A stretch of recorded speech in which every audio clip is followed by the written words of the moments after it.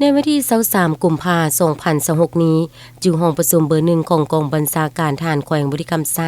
ได้เปิดกองประชุมเผยแพร่เสริมซึมเอกสารเวียกงานการเงินโดยการเป็นประธานของสหายพันเอกดาวพาหัสภูมิสว่างวี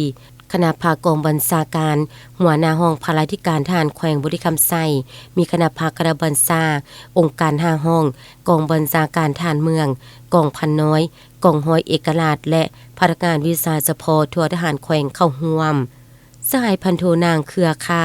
ไสยจักรหัวหน้าแผนกการเงินกองบัญชาการทหารแขวง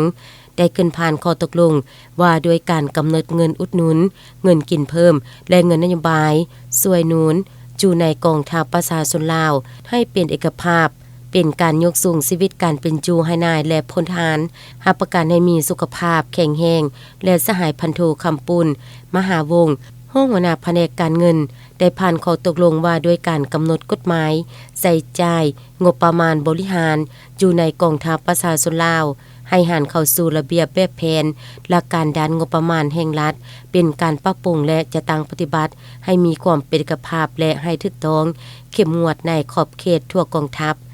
ในพิธีสหายพันตีสายพินกันจนารัตน์สวยเวียกแผนกการเงินได้ขึ้นผ่านเอกสารคำแนะนำการจะตั้งปฏิบัติเงินเดือนของนายและพลทหารอยู่กองทัพประชาชนลาวประกอบมี8มาตราคือเงินเดือนพื้นฐานตามชั้นของนายและพลทหารเงินอุดหนุนหน้าที่ของนายและพลทหารเงินอุดหนุนส่งเสริมกองทัพ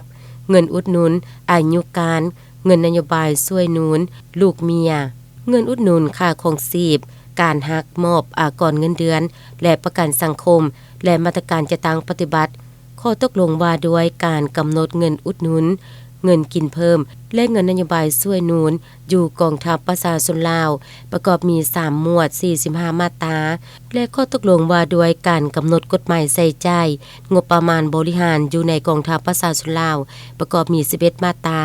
พร้อมนั้นยังได้อธิบายเหตุตัวอย่างวิธีคิดรายเงินเดือนตามชั้นให้นายและพลทหารได้รับรู้เพื่อเป็นบทอิงในการนำไปจะตั้งปฏิบัติให้ถูกต้องสอดคล้องตามแนวทางของคันถึงวางออกให้มีผลสำเร็จ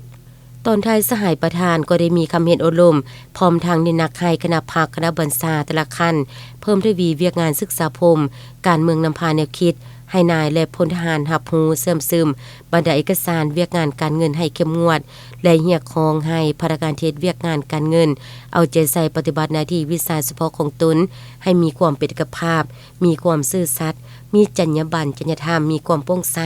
ปฏิบัติตามระเบียบหลักการของคันถึงกำหนดหลีกเลี่ยงบรรดาหางเสียงที่มีผลกระทบต่อกรมกองและพร้อมกันนำเอาในจิตใจของกองประชุมครั้งนี้ไปจะตั้งปฏิบัติให้มีผลสำเร็จอย่างจบงาม